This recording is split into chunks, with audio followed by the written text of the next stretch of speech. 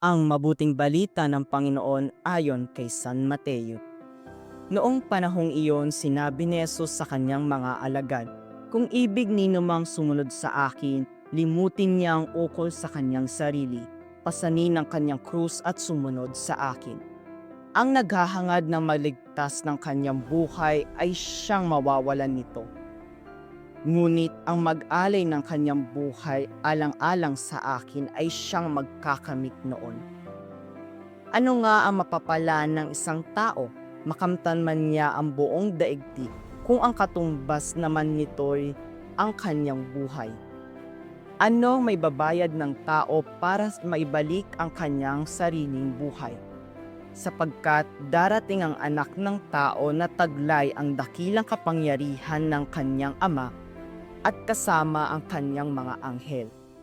Sa panahong yaoy, gagantihin niya ang bawat tao ayon sa kanyang ginawa.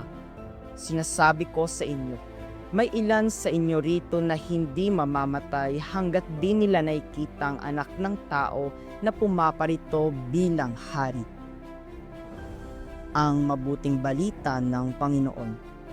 Bilang tao na nabubuhay sa mundong ito, ako ay isang makasalanang nilalang kung saan ang aking mga kagustuhan lamang ang aking sinusunod at iniisip.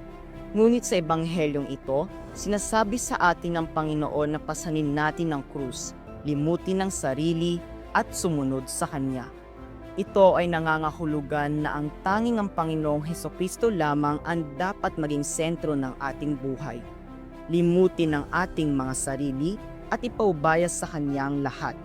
Itinuturo rin sa atin ng Panginoon na bilang tao, matuto tayong aling ating buhay sa Kanya, sapagkat sino mang sumunod at manampalataya sa Kanya ay maliligtas at makakamit ang buhay na walang hanggan.